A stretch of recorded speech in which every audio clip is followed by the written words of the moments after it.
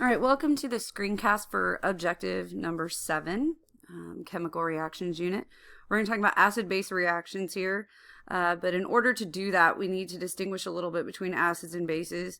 We're going to talk about conjugate acids, conjugate bases. We're going to talk about pH scale, calculating pH, as well as calculating pOH. So our essential question, what are the differences between acids and bases, and how can pH be used to distinguish an acid from a base? So this table or this slide right here just takes you through the difference between an acid and a base by definition. So we're just going to focus on acids first. Acids are going to release hydrogen ions. They are hydrogen liberators. They're going to lose hydrogen. You will sometimes see that as the definition of an acid.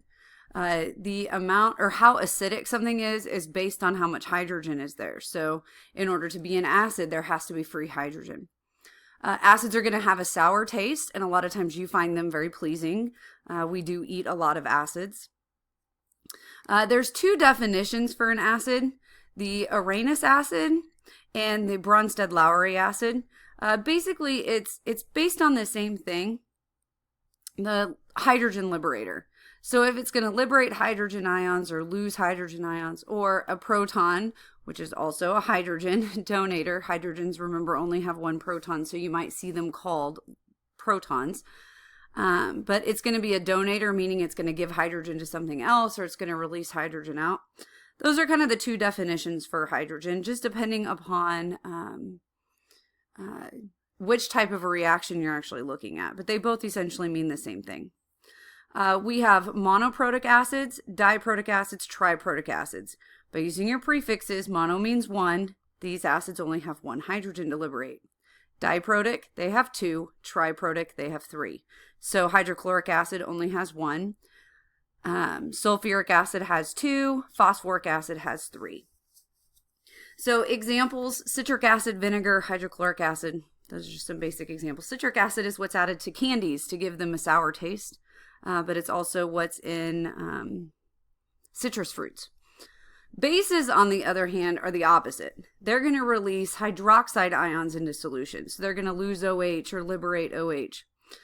By definition down here, you can see liberate OH ions, or they're going to be, according to the Bronsted-Lowry definition, they're going to be a hydrogen acceptor, meaning they're going to be the thing that takes in the hydrogen. And you'll see that when we do the conjugate acid, conjugate base pairs.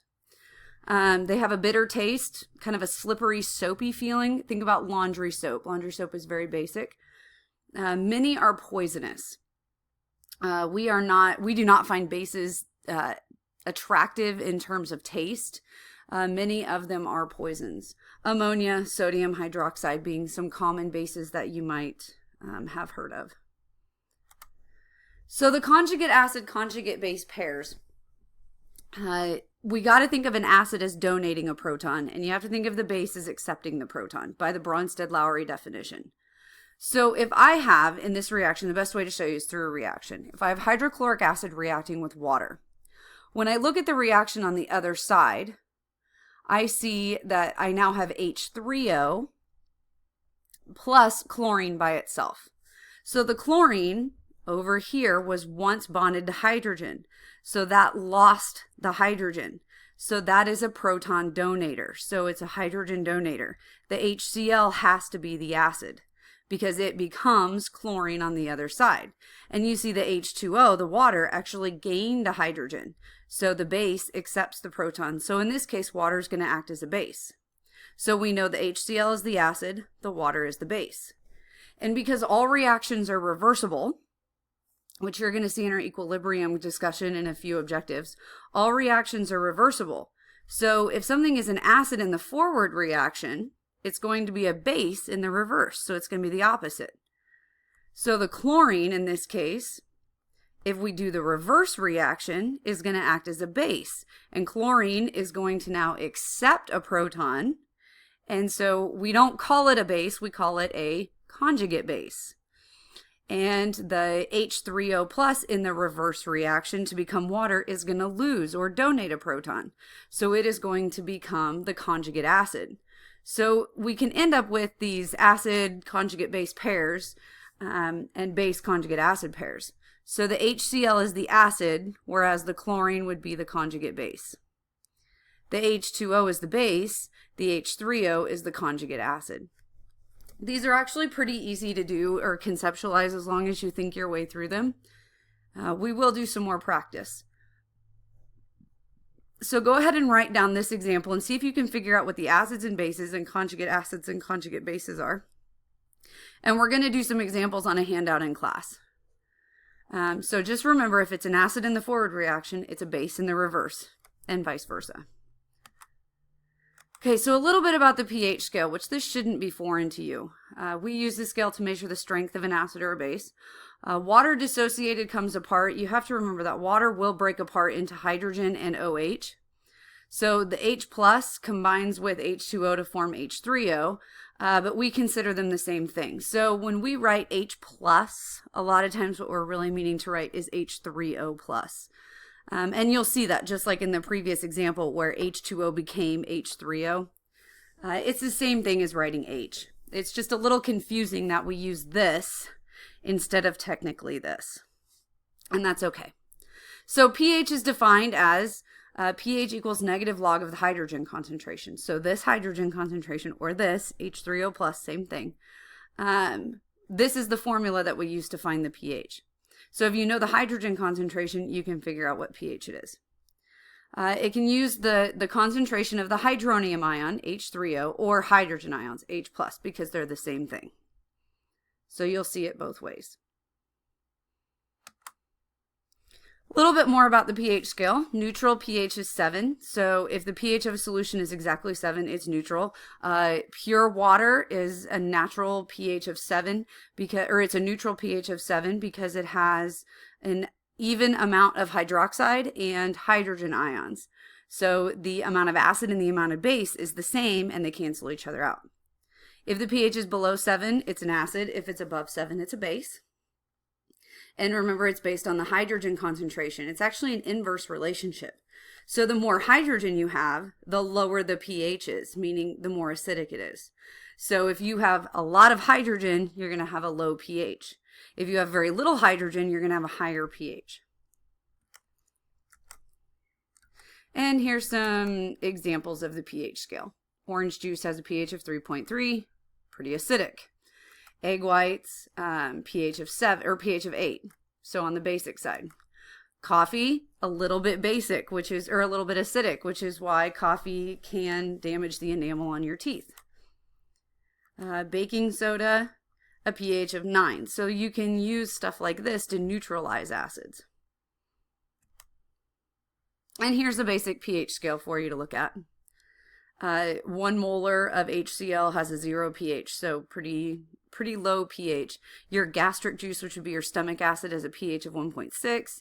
Lemon juice 2.2, vinegar 2.8, carbonated beverages 3.0. That's why they're so bad for your teeth.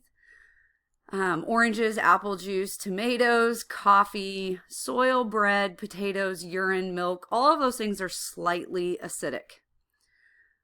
Things that are basic, on the basic side, your blood should be a little bit basic. Detergents, the bile that is released from your liver during the digestive process, or your gallbladder and your liver during the digestive process.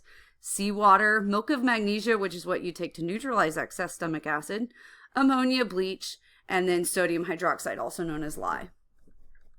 So notice here where it says neutral, the hydrogen equals the hydroxide. That's going to be pure water, where it's going to have the same amount of, the hydrogen concentration is going to equal the hydroxide concentration. All right, so the pH equations. This is probably the most important slide on here in terms of just getting the equations down. pH equals the negative log of H3O plus, or H plus, same thing.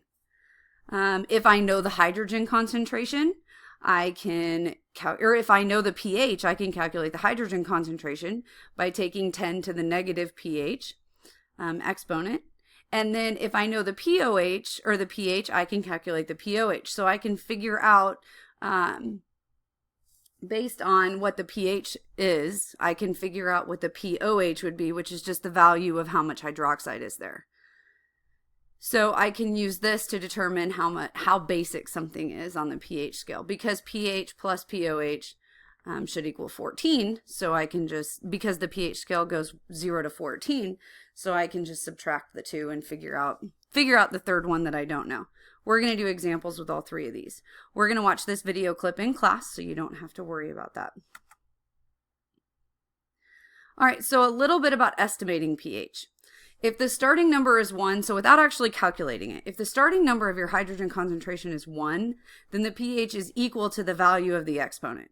So 1.0 times 10 to the 5th, my pH is 5. 1.0 times 10 to the negative 8th, my pH would be 8. 1.0 times 10 to the negative third, my pH would be 3. So you can determine if those are acids or bases, and we'll review this in class as well. Estimating pH is useful because that lets you know that what you're getting out of your calculator is the correct answer.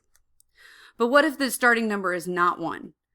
Like for these examples. If the starting number is not 1, or the hydrogen concentration, the pH value will fall between the positive exponent and one number lower. So 2.1 times 10 to the negative 5th, well, the exponent is 5, and one number lower than that is 4, so my pH would be between 4 and 5. 6.82 times 10 to the negative 11th, 11, and one number beneath that is 10, so my pH would be between 10 and 11. So I can estimate what my calculator would give me. And with this one, my pH, or my exponent is a 7, so my pH is going to be somewhere between 6 and 7. And it's good to know how to estimate a pH, so that way you know exactly what you're getting out of your calculator, is right or close. Significant figures in reporting your answers. If the starting number has 1 sig fig, your answer will go to 2 decimal places. So like 1 times 10 to the negative 5th, your answer would have 5.00. You're not counting sig figs here, you're going by decimal places. If your starting number has 2 sig figs, your answer has 3 decimal places. If your starting number has 3 sig figs, which that should be 1.00, your answer would have 4 decimal places. So it's based on the number of decimal places that you report your answer to. And we'll practice with this as we do these examples. So we're going to work through these examples in class. You can work through these before you get to class, and I suggest you try them, plug them into your calculator, and see if you can figure them out before you actually come into class. The first set has you calculate the pH. The second set here has you calculate the hydrogen concentration. And the third set, given the pH or the pOH, has you calculate the other one. So using those 3 equations from the previous slide.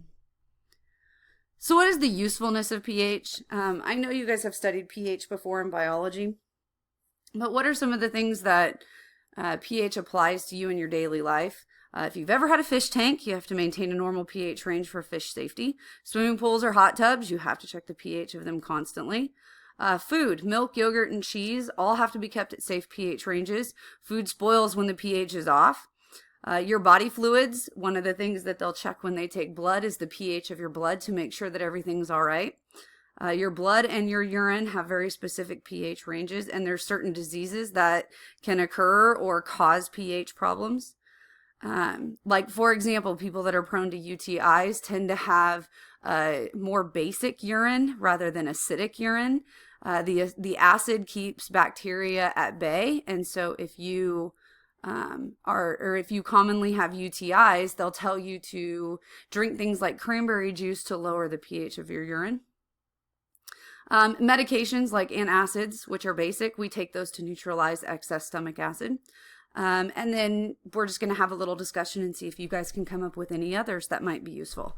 We will watch this video in class. So we're going to do a lab activity where you guys are going to work with some acids and bases, and you're going to figure out hydrogen concentrations and if things are strong or if things are weak. And the summary for objective number 7 is template number 1 format. So you can do that in class as well.